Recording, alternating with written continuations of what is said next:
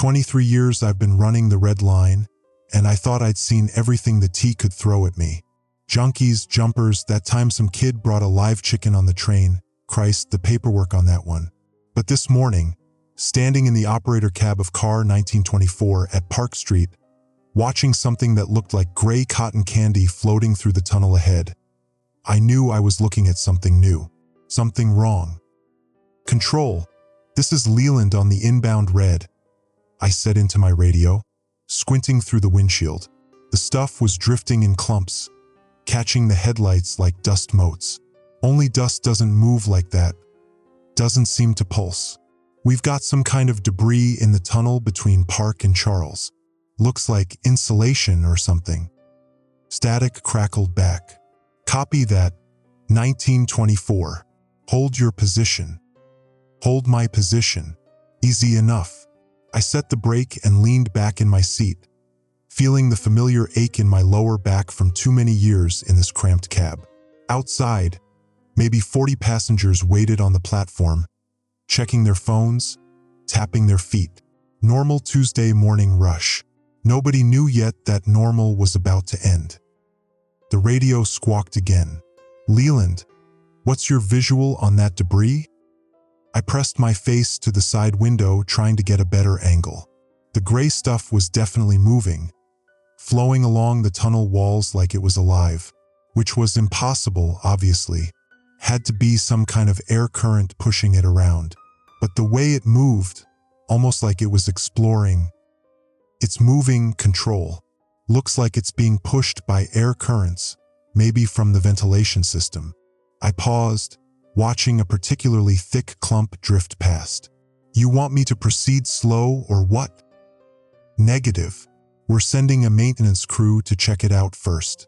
Switch to manual announcements and tell your passengers there's a minor delay." I sighed and reached for the PA microphone. 23 years, and I still hated making announcements. "Ladies and gentlemen, we're being held at Park Street due to track conditions ahead. We'll be moving shortly." The standard grumbles started immediately. Someone knocked on my cab door. Always some jackass who thinks complaining to the operator will magically fix whatever's wrong. I ignored them and watched the gray stuff continue its slow dance through the tunnel. My phone buzzed. Text from Sarah. "Emma's soccer game is at 3. You coming?" Right. Emma's game. My daughter's first game since the divorce, and Sarah's way of testing whether I'd actually show up. I typed back, "Should be off by 2. See you there." Should be. Assuming whatever this gray crap was didn't turn into a bigger problem. The T had a talent for turning minor issues into major clusterfucks, and I couldn't afford to miss Emma's game. Not after missing her birthday party because of that signal fire at South Station. "Control, this is Leland again. How long we talking here? I've got passengers getting restless." "Stand by, 1924. Stand by. Story of my life on the T. Stand by while they figure out their next move. Stand by while passengers complain about delays. Stand by while your kid plays soccer and wonders where her dad is." I was reaching for the radio to ask again when I saw the first infected passenger. He came stumbling up the platform stairs from the downtown platform, moving wrong. Too jerky, like his joints weren't working right. Gray stuff, the same gray stuff I'd seen in the tunnel, was growing out of his neck and arms in thick, rope-like strands. It pulsed with its own rhythm, not matching his heartbeat, not matching anything human. "Jesus Christ," I whispered, then grabbed the radio. "Control, we have a medical emergency on the platform. I've got a passenger who looks sick, really sick." The infected man turned toward my train, and I saw his face, or what was left of it. The gray stuff had grown across his features like a web, leaving only his eyes visible. They were still human, still aware. He was still in there, watching his body do things he couldn't control. He opened his mouth and screamed. It wasn't a human sound. It was too high, too sustained, like air being forced through a broken pipe. But worse than the sound was what came out of his mouth. Clouds of the gray spores, billowing across the platform in thick, choking waves. Control, forget the medical emergency. We need hazmat down here now. I repeat, we need. The lights went out. Emergency lighting kicked in a second later, bathing everything in red. Through my windows, I could see passengers on the platform starting to panic. Some were running for the exits. Others were backing away from the infected man, who was stumbling toward the train cars with his arms outstretched. And more were coming up from the downtown platform. 5, then 10, then too many to count. All of them covered in the gray stuff, all of them screaming that inhuman scream. Control, I shouted into the radio. We are fucked down here. I've got multiple infected passengers and… Static. Dead static. I tried my cell phone. No signal. Which was impossible. Park Street usually had decent coverage. But the screen just showed no service where the bars should be. Behind me, I heard someone pounding on the cab door. Hey, what's going on out there? Why aren't we moving? I turned around to see a woman in a business suit, her face pressed against the small window in my door. Normal passenger. Still normal.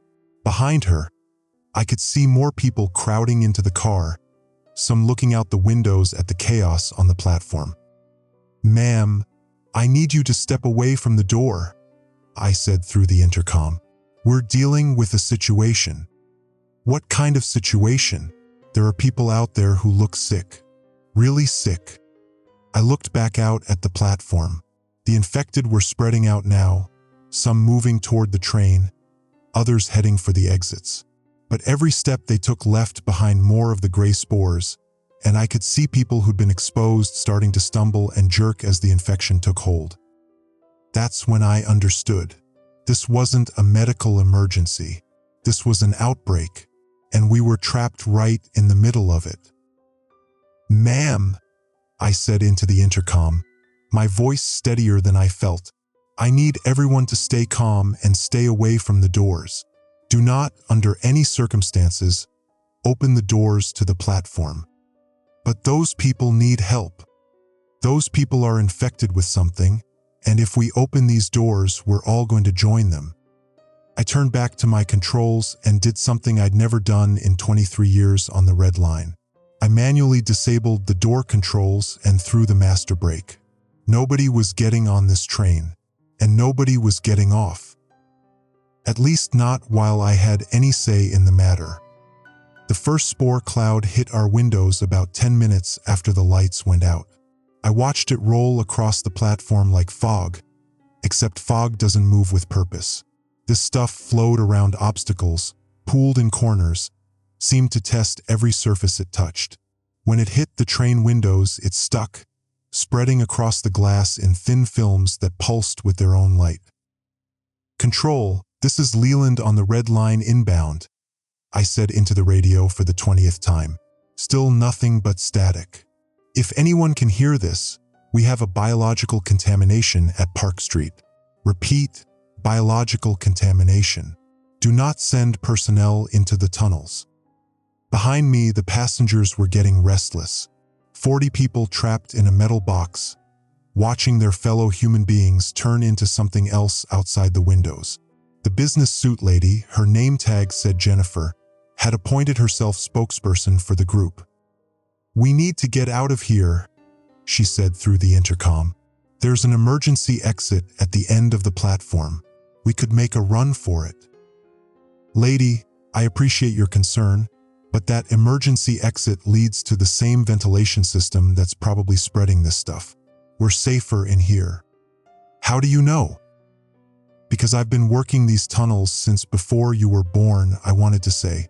Because I know every pipe, every vent, every way air moves through this system. But I didn't say that. Instead, I said, because I can see what happens when people breathe this stuff. Through the windshield, I watched an infected woman stumble against the platform wall. The gray growth covering her body pulsed, and suddenly she wasn't stumbling anymore. She was moving with purpose, her head turning back and forth like she was searching for something, or someone.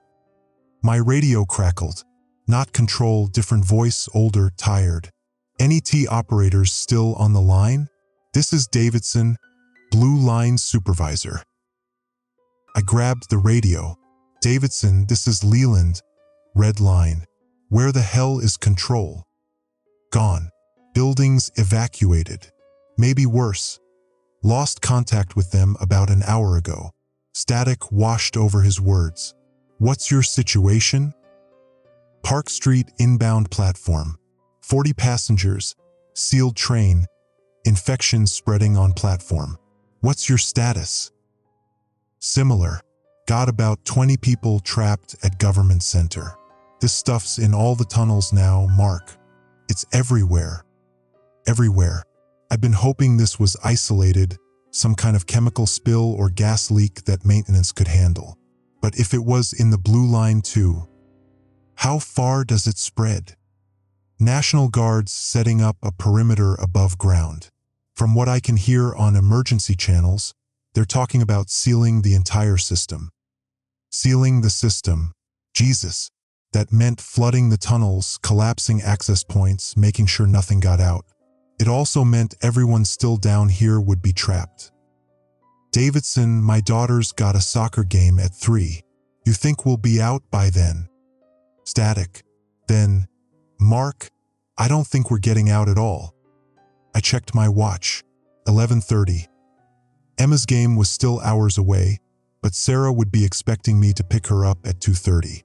She'd wait in the parking lot of her mom's apartment complex, checking her phone every few minutes, wondering where I was. Again.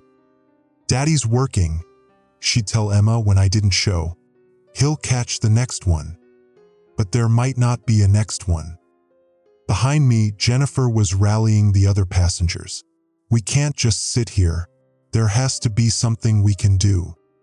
I turned around to face them through the cab door window. 40 faces looking back at me. Some scared, some angry, all waiting for answers I didn't have. Engineers, students, office workers, a couple construction guys who probably knew as much about tight spaces and dangerous work as I did. Regular people caught in something way beyond regular. Okay, listen up, I said through the intercom. My name's Mark Leland. I've been running trains on this line for 23 years. I know these tunnels better than anyone still breathing, and right now, keeping you breathing is my job. A construction worker pushed forward. What about getting out? You said the emergency exit. The emergency exit leads to State Street through a maintenance tunnel that connects to the ventilation system. If this infection is airborne and looking at those spores it is, then that tunnel's compromised. We go up there, we're dead. So what do you suggest? Jennifer asked. I looked out at the platform again. The infected had mostly moved on, following some instinct toward the exits. But the spores were still there, coating every surface, waiting. And I could see more drifting down from the air vents. We wait for rescue, I said. What if rescue doesn't come? I thought about Davidson's words. The National Guard setting up perimeters. Talk of sealing the system. Then we figure out another way. What other way? I turned back to my controls and pulled out the system map I kept folded in my shirt pocket. 23 years of studying these tunnels, memorizing every connection, every maintenance passage, every forgotten piece of old Boston subway infrastructure. There's a river access tunnel at Charles Street, I said. Dates back to the original construction. It's not on the modern maps, but it connects to the Charles River drainage system. If we can get there, we can get out, Jennifer finished. Maybe.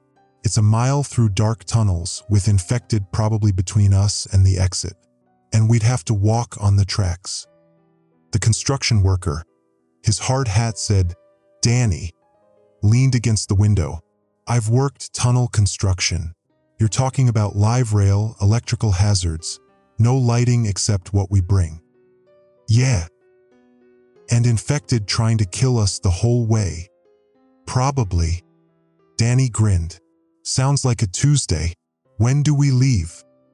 I looked around at the other passengers, some nodding, others looking terrified, all of them looking at me like I had answers. "We don't," I said. "Not yet. First, we see if help comes. If it doesn't," I folded the map back up. "Then we take our chances with the river tunnel." My radio crackled again. Davidson's voice, weaker now. "Mark, you still there?" "Here, Davidson." Emergency channels just went quiet. "And Mark, I can see helicopters over the harbor. Military choppers." "What are they doing?" "Can't tell. But Mark, whatever they're doing, I don't think it's coming to get us." I looked out at the platform, then back at the 40 faces counting on me to get them home, to get them back to their families, their kids, their normal lives. Emma's soccer game, 3 o'clock. I was going to miss it. But maybe, if I was smart and lucky and very, very careful, I'd live long enough to apologize. 2 hours later, the emergency lighting started flickering. Not good. Emergency power meant we had maybe 6 hours of life support left before the air recycling shut down.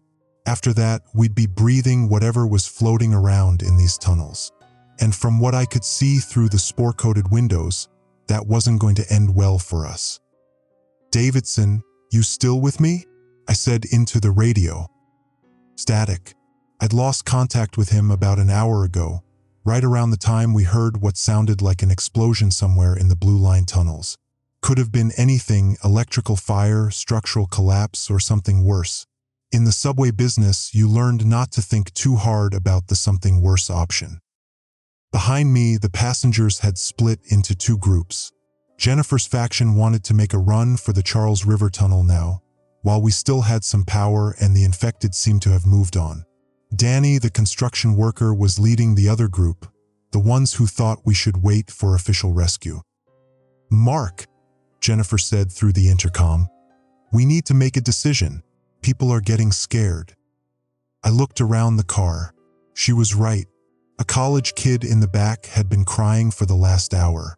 An older man kept checking his heart medication. A woman with a briefcase kept muttering about a presentation she was supposed to give at 2 o'clock. Normal people pushed past their breaking point. "Give me 5 more minutes," I said. "We don't have 5 more minutes. Look." She pointed out the window toward the downtown platform stairs. Something was moving down there. Multiple somethings, actually. Infected passengers wandering back toward our location. They moved differently now, less jerky, more coordinated, like they'd figured out how their new bodies worked. That's when my radio crackled with a new voice. Not Davidson, not T-Control. Military frequency. "This is National Guard Engineering Unit 7 to any survivors in the Red Line system. If you can hear this transmission, respond immediately." I grabbed the radio. "National Guard, this is MBTA Operator Leland, Red Line Car 1924, at Park Street inbound platform. We have 40 survivors aboard." "Copy that, Operator Leland. What's your status?" "Sealed train, emergency power, biological contamination on platform. We're clean but trapped." "Understood. Operator Leland, I need you to listen carefully. We are implementing Protocol 7 in 30 minutes. Do you understand?" Protocol 7. I'd heard that term once during a terrorism training seminar. Chemical contamination protocol. When they can't contain it, they eliminate it. "Sir, are you talking about flooding the tunnels?" "Negative. Controlled demolition of key structural points. The entire Park Street junction will be sealed permanently." My mouth went dry. "What about survivors?" "Any personnel still in the system after Protocol 7 implementation will be considered lost." "Lost? Like we were already dead?" "How long do we have?" 28 minutes from Mark. I looked at my watch. 2:17 p.m. 28 minutes to get 40 people through a mile of infected tunnels to a river access point that might not even work. while carrying whatever emergency supplies we could grab. In the dark, Emma's soccer game started in 43 minutes. She'd be warming up now, probably looking around for me. Sarah would check her phone, maybe try to call me. When I didn't answer, she'd shake her head and tell Emma that Daddy was working again. "Mark," Jennifer's voice through the intercom. "What did they say?" I turned around to face all 40 passengers. Danny had moved up to the front, along with a few others who'd emerged as natural leaders. The college kid had stopped crying and was listening intently. Even the old man with the heart medication was leaning forward. "They're going to blow the tunnels in 27 minutes, I said. "If we're still down here when they do, we're not coming back up." Silence. Then everyone started talking at once. "We have to go now," Jennifer said. "It's suicide," the old man replied. "Those things are out there." "So is death if we stay here," Danny added. I held up my hand for quiet. "Here's what we know. It's a mile to the Charles River Access Tunnel. We'll be walking on active tracks with no power, which means third rail might still be hot in some sections. We'll have maybe 20 flashlights between us, and we'll be moving through territory where the infected have had hours to spread." "What's the alternative?" Jennifer asked. "We hope they're wrong about the timing. Hope rescue comes before they blow the tunnels." "And if they're right?" I looked around at 40 faces, regular people, parents, students, workers, people with families waiting for them, jobs to go back to, lives to live. "Then we die down here," I said. Danny stepped forward. "I've got a wife and 2 kids in Medford. They're probably watching this on the news, wondering if Daddy's coming home. I'd rather die trying to get back to them than die sitting in this train." "I have a presentation at 4, the woman with the briefcase said quietly. "It seems stupid now, but it was important to me. I'd like to live long enough to give it." One by one, they started nodding, even the old man with the heart medication. "Okay," I said, "we go. But we go smart and we go together. Nobody gets left behind." I started going through my emergency kit, pulling out everything useful. 2 flashlights, emergency flares, first aid supplies. "Everyone empty your pockets. Phones with flashlight apps, lighters, anything that makes light. We're going to need it." While they organized, I tried the radio one more time. "National Guard Engineering, this is Leland. We're evacuating on foot to Charles River Access. Can you delay Protocol 7? Static. Then, negative, Operator Leland. Protocol 7 is locked in. You have 24 minutes. 24 minutes to get 40 people through a mile of death." I folded up my system map and stuck it back in my pocket. 23 years of experience, about to be put to the ultimate test. "Mark," Jennifer said, "what if we don't make it?" I thought about Emma warming up for her soccer game, about Sarah checking her phone, about all the people waiting for the 40 passengers behind me to come home. "Then we don't make it," I said, "but we try." I manually released the door locks and stepped into the operator's vestibule. Through the small window, I could see the platform. Spore-covered surfaces, pools of gray growth in the corners, and in the distance, movement. The infected, drawn back by some instinct. "Stay close," I said to the group. "Stay quiet, and whatever happens, keep moving." I opened the door to the platform, and we stepped out into hell. The first thing that hit me when we stepped onto the platform was the smell. Sweet and rotten, like fruit left too long in the sun, mixed with something metallic that made the back of my throat burn. The spores had been busy while we were sealed in the train. Thick mats of the gray stuff now covered most surfaces, pulsing with bioluminescent patterns that hurt to look at directly. "Jesus," Danny whispered behind me. He had his hard hat light on, the beam cutting through the floating spores like a lighthouse beam through fog.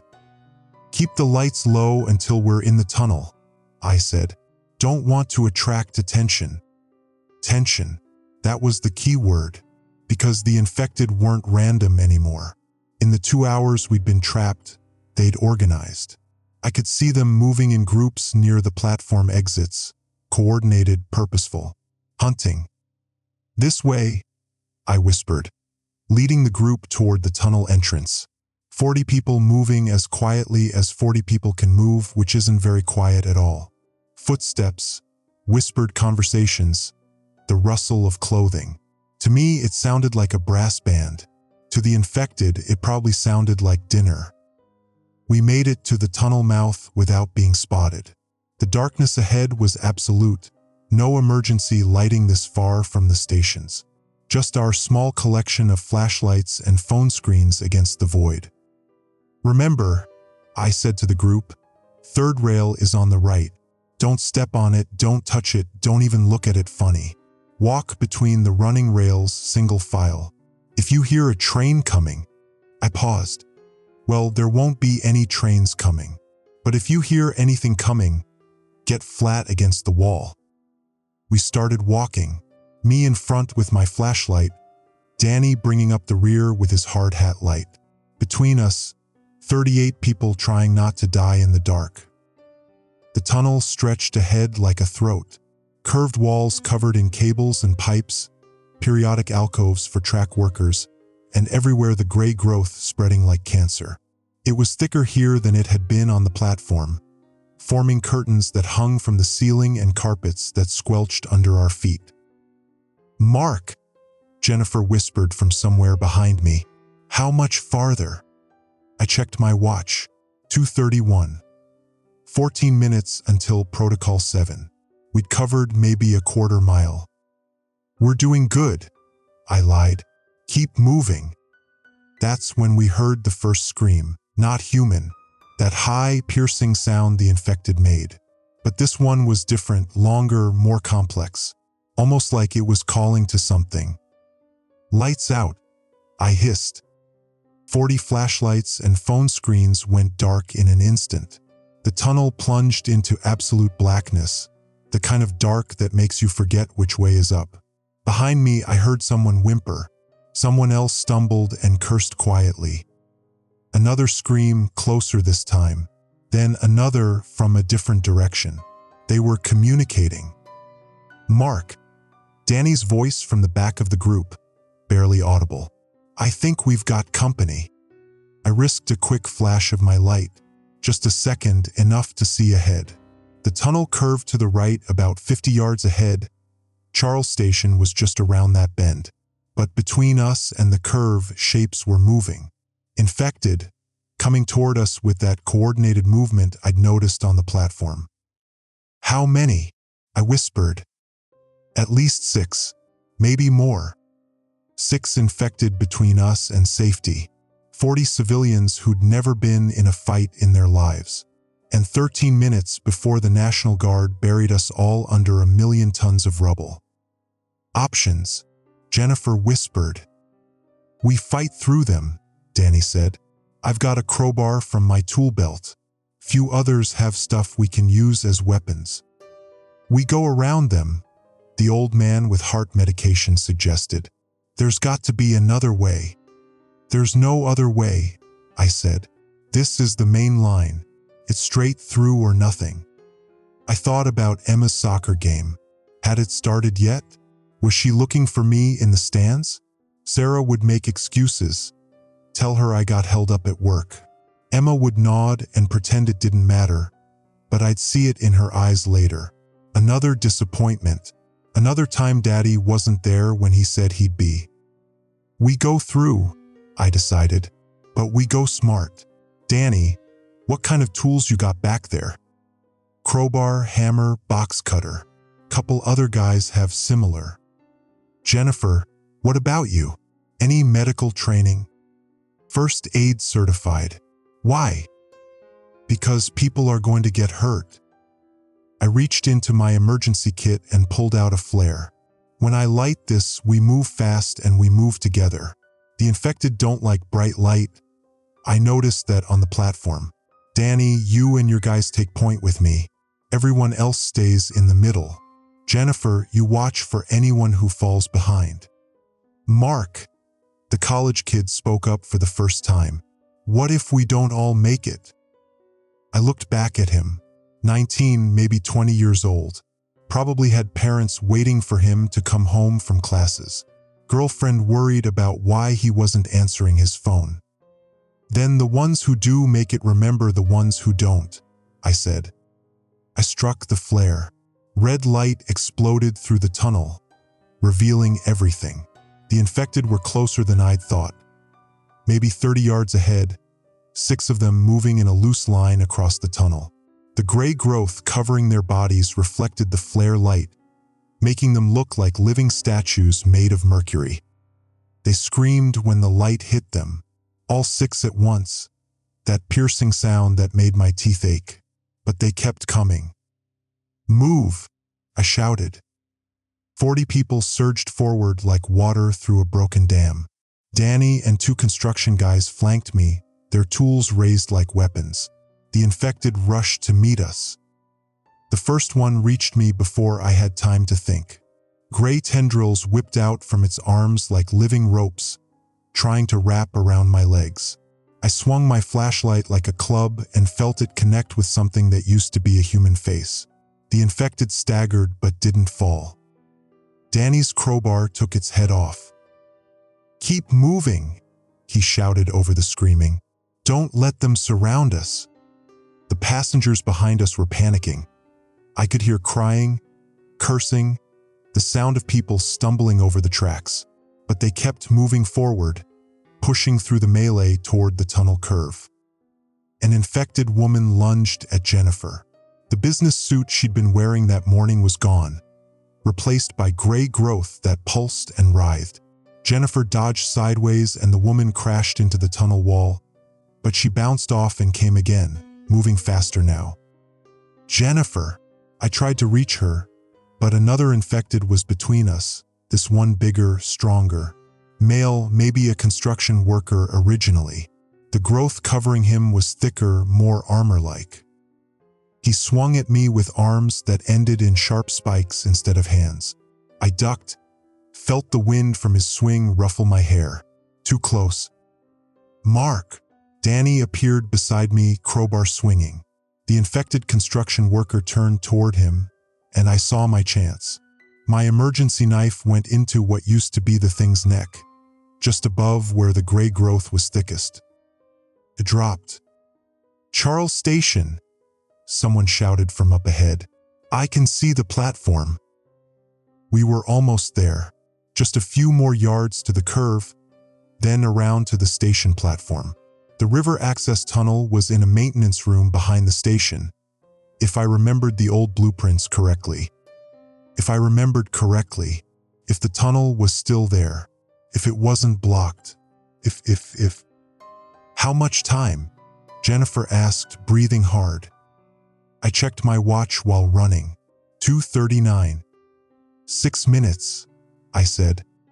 6 minutes to find a tunnel that might not exist, navigate whatever was left of Charles Station, and get 40 people into the river drainage system before the National Guard turned us into a memory. We rounded the curve and Charles Station opened up ahead of us. Emergency lighting was still on here, casting everything in that familiar red glow. The platform was empty. No infected, no spores, just empty space. Too empty. Mark, Danny said quietly, this feels like a trap. He was right. After the chaos of the tunnel, this felt wrong. Too clean, too quiet. The infected we'd fought had been moving with purpose, like they were hurting us somewhere.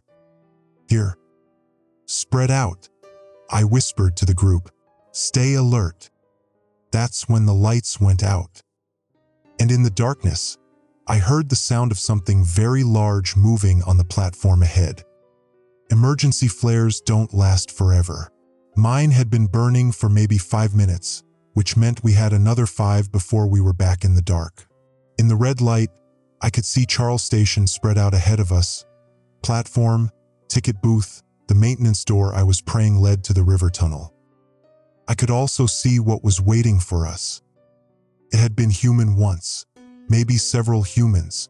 The gray growth had fused them together into something the size of a small car, with too many arms and legs sticking out at wrong angles. Eyes scattered across its surface like stars, all of them focused on us with hungry intelligence. "Jesus Christ," Danny breathed. "That's not going to help us now," I said, reaching for my second flare. "Last one." I was thinking of it as the aggregate shifted on the platform, not moving toward us exactly, but repositioning, like it was getting comfortable before a meal.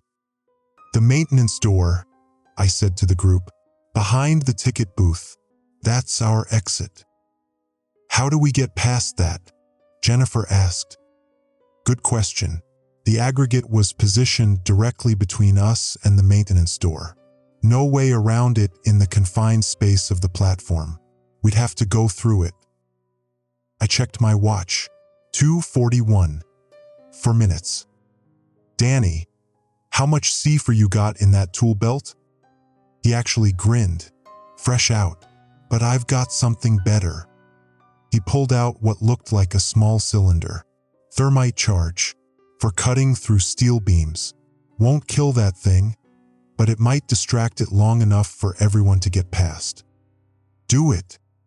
Danny armed the charge and threw it toward the aggregate. The thing tracked the movement with a dozen eyes, then reached out with 3 different arms to catch it. "Fire in the hole." The thermite went off like a miniature sun. White-hot light filled the station, and the aggregate screamed. Not the piercing sound we'd heard from individual infected, but something deeper, more complex. A harmony of pain from multiple throats. "Go, go, go!"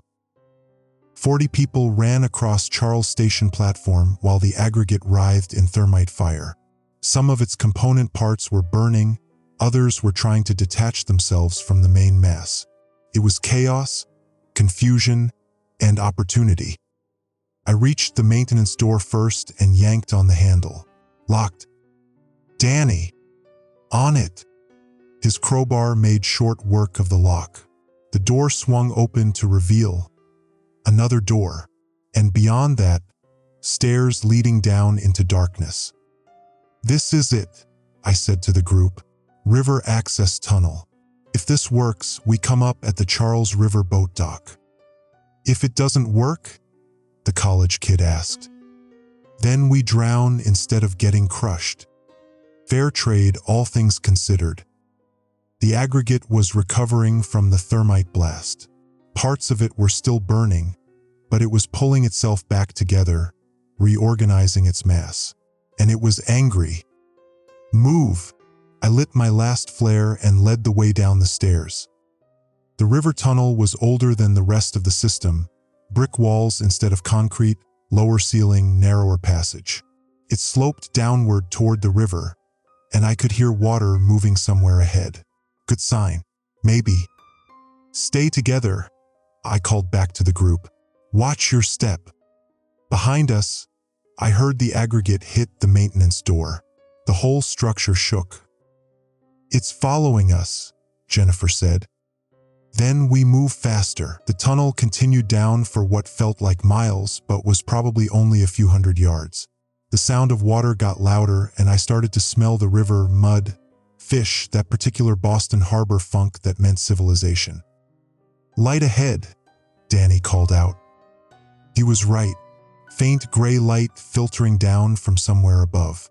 Natural light, not the red emergency glow we'd been living with for hours. I checked my watch. 2:44. 1 minute. The tunnel ended at a metal grate leading into the Charles River drainage system. Beyond the grate, I could see daylight reflecting off water. Real daylight.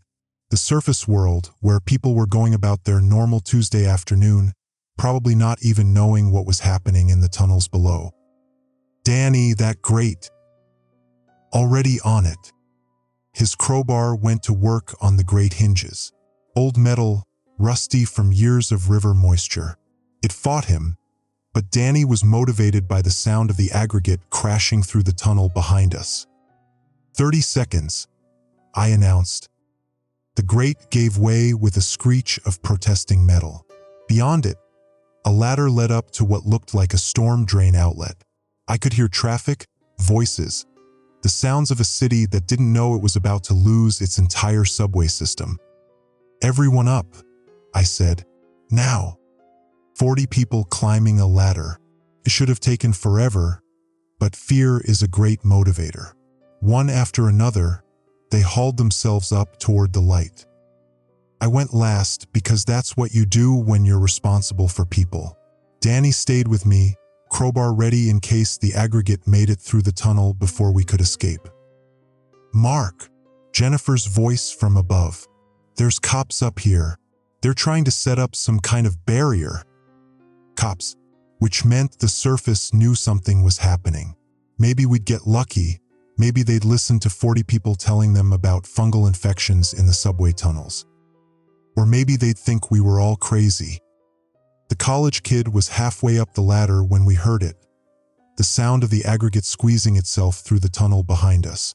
Wet, scraping sounds like someone dragging a body across concrete. Except this body was still alive, still angry, and still very much interested in making us part of itself. "Move your ass, kid," Danny shouted. I checked my watch one last time. 2:45. The world exploded. Even 100 feet underground and a quarter-mile away, we felt Protocol 7 when it hit. The tunnel shook like an earthquake, dust and debris raining down from the ceiling. The sound was beyond sound. A deep bass note that seemed to come from the earth itself, followed by the crack and rumble of 1,000,000 tons of concrete and steel reshaping Boston's underground forever. The T was gone. All of it. Red line, blue line, green line, orange line. 40 years of construction and a century of history turned into rubble in 30 seconds, along with anyone who hadn't made it out, including Davidson. The aggregate felt it too. Its scream of rage and pain echoed through the drainage tunnel, but it was different now. Weaker, like Protocol 7 had heard it somehow, cut it off from whatever network it was part of. "Mark," Danny grabbed my arm. "We gotta go." I looked back into the tunnel one last time. The thing that had been human once was still coming, but slower now, damaged. Parts of it were falling off, dissolving into gray sludge. Maybe the network effect was real. Maybe when they destroyed the main concentration of infection, the individual pieces started dying. I hoped so. I hoped Davidson and everyone else we'd lost had bought us something with their deaths. I climbed. 30 seconds later, I emerged from a storm drain outlet next to the Charles River into the most beautiful afternoon I'd ever seen. Blue sky, sunshine, boats on the river going about their normal business. Traffic on Starrow Drive moving like nothing had happened. People walking dogs, jogging, living their lives. Normal. Everything was normal up here. Sir, step away from the drain." A Boston cop was pointing a gun at me. Not surprising, really. 40 people climbing out of city infrastructure would look pretty suspicious on a normal day. Today probably wasn't normal for anyone. "Officer, I'm Mark Leland, MBTA operator," I said, hands raised.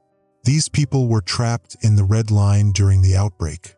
We need medical attention and quarantine protocols." "The what outbreak?" Behind him, I could see ambulances, fire trucks, news vans. A lot of official vehicles, but they were all pointing toward downtown, not toward us. Like they were responding to something else entirely. "The fungal infection in the subway system. Didn't you get word from National Guard Engineering?" The cop looked confused. "Sir, we got reports of explosions in the tunnels, possible terrorism. But nobody said anything about any infection." I looked around at the other survivors. 40 people covered in tunnel grime, still breathing hard from our run through hell. All of us trying to process the fact that we were alive when we shouldn't be. "Officer," Jennifer stepped forward, still in business suit mode even after everything we'd been through. "I don't know what your department was told, but we just escaped from a biological contamination event in the subway system. People were infected with some kind of parasitic organism. They need to evacuate anyone who was in the tunnels today. Ma'am, I'm going to need you all to stay right here while I contact my supervisor. But even as he spoke, I could see doubt creeping into his expression. 40 people don't coordinate a story this crazy. 40 people don't climb out of storm drains unless something really bad happened underground. My phone buzzed. For the first time in hours, I had signal. 7 missed calls from Sarah. 3 text messages. Where are you? Emma's game started 20 minutes ago.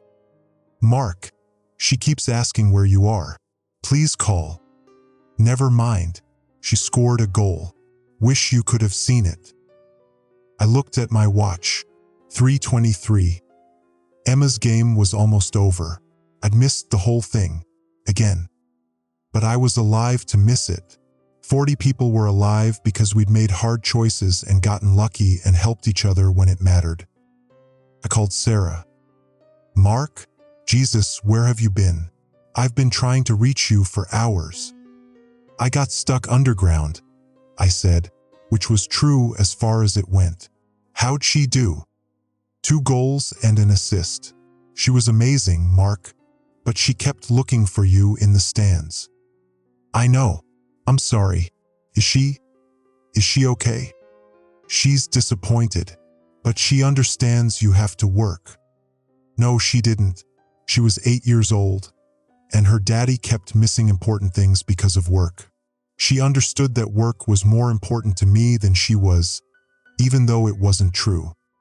Sarah, can I talk to her? She's in the car. Hold on. I waited, watching the Boston cops trying to figure out what to do with 40 tunnel refugees and a story that probably sounded insane. Daddy, Emma's voice, small and tired. Hey, sweetheart, I heard you scored 2 goals today. Yeah, the first one was really good. I kicked it right past the goalie. I'm sorry I wasn't there to see it. It's okay. Mommy recorded it on her phone. You can watch it later. Later. When would later be? When would anything be normal enough for later? Emma, I want you to know that missing your game wasn't because work is more important than you. You're the most important thing in the world to me. I know, Daddy. But she didn't. Not really. How could she? I love you, sweetheart. Love you too. Are you coming to dinner Sunday? Sunday dinner. Normal life, normal schedules, normal problems. The idea of it seemed impossible after what we'd been through. Yeah, I said. I'll be there. I hung up and looked around at the other survivors. Jennifer was on her phone with someone, probably trying to explain to her boss why she'd missed her presentation. Danny was calling his wife, tears streaming down his face as he told her he was alive. The college kid was texting someone, girlfriend probably, letting her know he was okay. 40 people reconnecting with their normal lives after staring death in the face. 40 people who'd helped each other survive when the world went insane. Mark.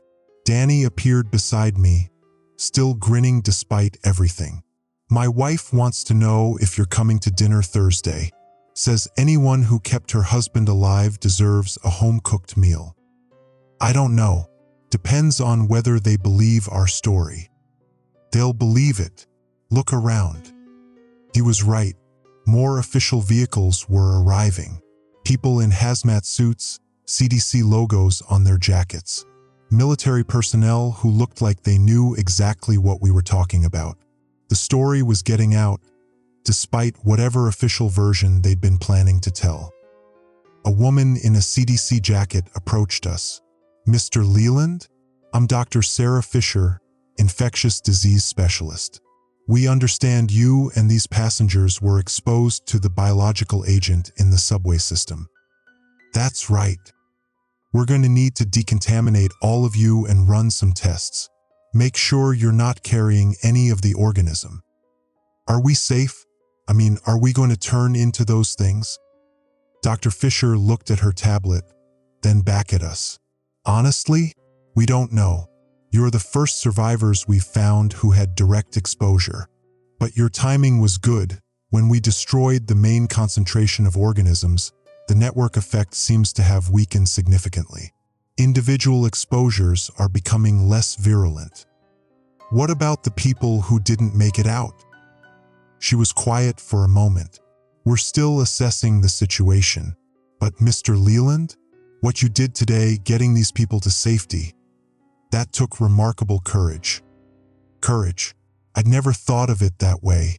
It felt more like stubborn refusal to give up, mixed with 23 years of experience and a healthy dose of luck. I was just trying to get home to my daughter, I said.